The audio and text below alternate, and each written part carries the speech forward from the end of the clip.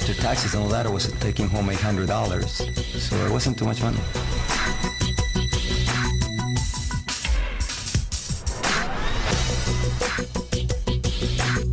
Well, I used to be a dental hygienist up in Canada, and I hated that job. You know, I cleaning other people's dirty teeth all day.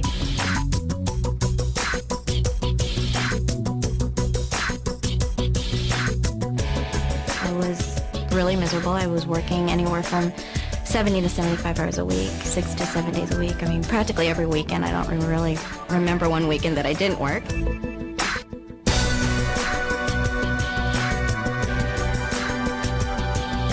I couldn't just quit what I was doing and stay home with my son as I wanted to. Literally, someone else was raising our child. And, you know, it wasn't with our principles and our morals, and, you know, that's no way to raise children.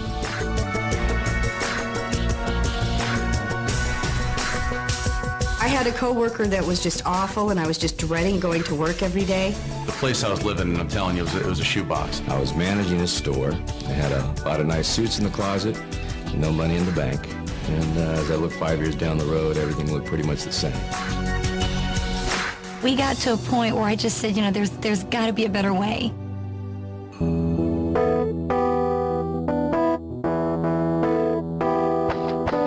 My dad was actually a house painter, still is, and he's been doing it for 30 years.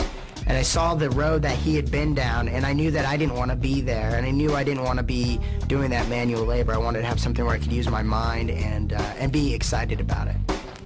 When we retired, our combined retirement Social Security income was about $28,000 a year. That just gets you by. I was waiting tables at Red Lobster. I had just failed out of college, and I was so broke, I was literally riding a bicycle to and from my job. And I really got depressed when I would walk into a business, because I did business to business. I was in outside sales. And they'd say, "Frank, the beeper guy's here." So when they started calling me the beeper guy, I realized I was in the wrong career. I don't want to be that anymore. But you'd have to get all excited about it, and I wasn't excited about it. I was a wholesale furniture agent, which was great money, and but like I said, if I stopped selling, there was no income coming in. So essentially I was chained to the business. I had gone to law school, but for years I'd been a musician, and I thought, you know, you can always be a lawyer, I want to be a rock and roll star. But the music business is nuts. It goes up and down. If I couldn't find a new tour, I'd be bartending and waiting tables and hoping that nobody would recognize me. Corporate America consisted of 60 to 70-hour work weeks, training executive management to do a job that I was doing, getting underpaid. And as the company grew, I became more valuable, so it was a double-edged sword. The better I was at what I did, the more responsibility that was thrown on me, and there's only one me, and I was doing the job of 3 or 4 people. And it wasn't recognized. It was taken for granted. And that took a toll on my life. I didn't have a life. We had a great team going. I was building homes and she was selling homes. The problem was I was building them during the day, and there was many times that she was out trying to sell, close a deal at night, so our paths very seldom crossed. I'd always planned on being successful and, you know, and having to be able to retire. I always thought about that, but it didn't happen that way. I never have known anything else. I mean, I've never known any other type of options other than going to work and getting a paycheck in my other jobs. And when I came in here, I was blown away.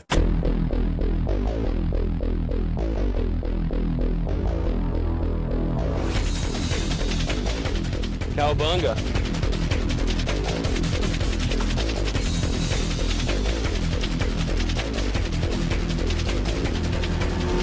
Big houses, great cars, you know, for me it's shoes. If I wanted my boys to look very nice, I don't have to check the tag of the price. Get my clothes, put in the cart. We're changing lives. We're making a difference in the world. We're making a difference in the world. We're doing good in the marketplace, and that's everything.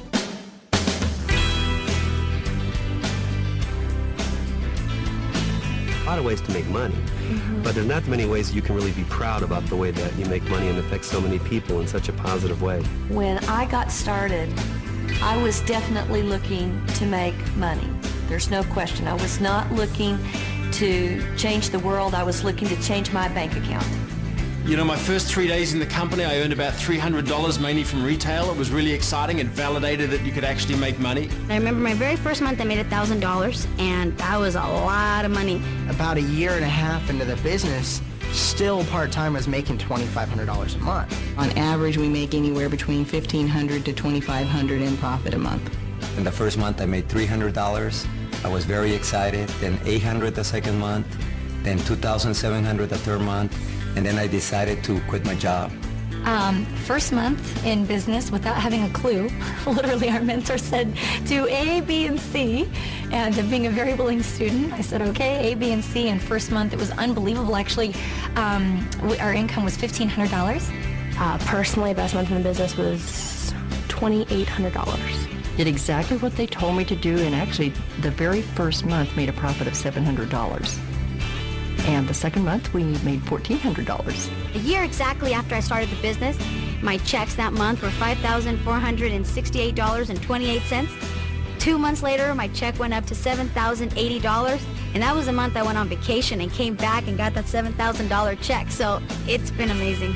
You know, the royalties grew 5 times in 5 months, and last month we hit about $16,000. And then when I got to 10,000, I thought, well, that wasn't so hard after all. Maybe I can get to 15. And I went from 15 to 20 and then to 30 and then even up to $40,000 a month.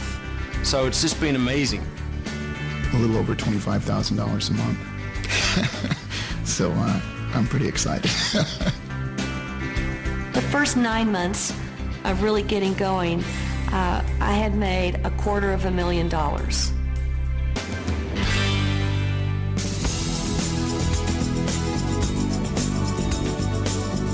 Everything already is really in place. We teach people exactly what to do, step by step. So it's not like traditional business where you're going to have to come up with the marketing plan, you're going to have to come up with the product plan, you're going to have to figure out the manufacturing. None of that. It's literally, here's step number 1, here's step number 2, here's step number 3. So all you have to do is plug into the very extensive training program, start taking the first steps, which once you take the first step, that makes the next step easier.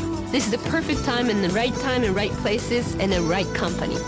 There's still people that say, you know, that's just too good to be true, but it's true. You know, I don't know what else to tell you.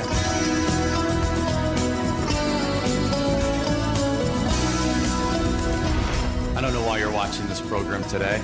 Maybe you're dissatisfied with your income. Maybe you're dissatisfied with your career.